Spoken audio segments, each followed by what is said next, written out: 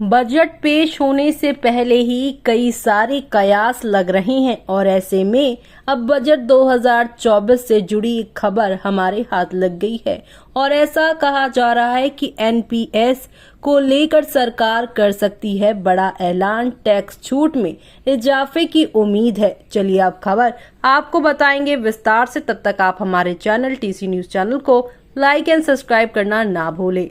प्रधानमंत्री नरेंद्र मोदी के नेतृत्व वाली एनडीए सरकार 23 जुलाई को बजट पेश करने वाली है। इस बजट में लोगों को खासी यहाँ पर दिलचस्पी है और खासी यहाँ पर जो है उम्मीदें भी है और इनमें से एक नेशनल पेमेंट स्कीम यानी एनपीएस के तहत मिलने वाली अतिरिक्त टैक्स छूट का दायरा बढ़ने की उम्मीद शामिल है। सरकार ने FY 2015 से 16 में एनपीएस में 50,000 रुपए तक के अतिरिक्त टैक्स डिडक्शन की यहां इजाजत दी थी। ऐसा माना जा रहा है कि बजट पेश करते हुए वित्त मंत्री निर्मला सीतारमण इस लिमिट को बढ़ाने का फैसला कर सकती हैं। जी हां, कोई भी व्यक्ति पुराने कर व्यवस्था में धारा 80 CCD-AB के तहत नेशनल पेंशन स्कीम में अपनी योगदान के लिए 50,000 रुपए तक की कटौती का लाभ उठा सकता है, जो नई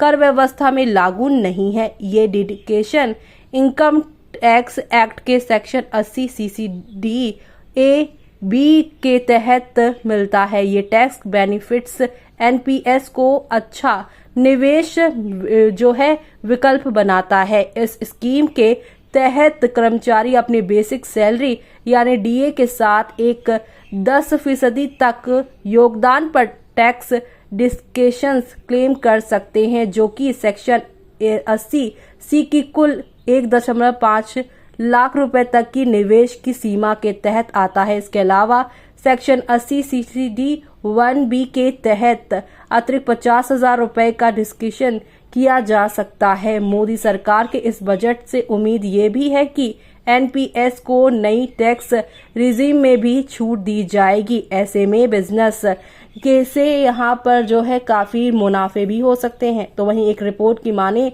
तो एक्सपर्ट ने नई एक व्यवस्था में धारा 80 CCD-1B के तहत राष्ट्रीय पेंशन प्रणाली यानी एनपीएस में 50,000 रुपए तक के योगदान के लिए टैक्स छूट को महत्व दे रहे हैं। उनका सुझाव है कि न्यू टैक्स रिजीम में इस छूट को शामिल करना ज्यादा फायदेमंद रहेगा। अगर सरकार इस तरह का फैसला लेती है तो इसका एक फायदा ये भी होगा कि ओल्ड टैक्स रिजीम की तरह ही नई कर व्यवस्था में शिफ्ट होने के लिए प्रोत्साहन मिल सकता है। गौरतलब है कि सरकार ने लोगों की पेंशन आय मुहैया कराने के लिए एनपीएस की शुरुआत की थी।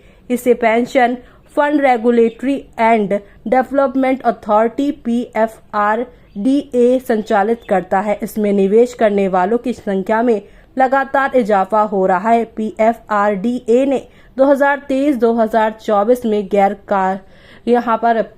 गैर सरकारी क्षेत्रों से एनपीएस में यहाँ पर लगभग 90 लाख से भी ज्यादा नए ग्राहक जोड़े हैं, जिससे एनपीएस की जो है एनुमिनियम साल दर साल 30.5% बढ़कर 11.73 लाख रुपए हो गई है। 31 मई 2024 तक कुल एनपीएस ग्राहक आधार 180 मिलियन है। इस पूरी खबर पर आपका क्या कहना है? कमेंट बॉक्स में हमें कमेंट करके बताना ना भूलें।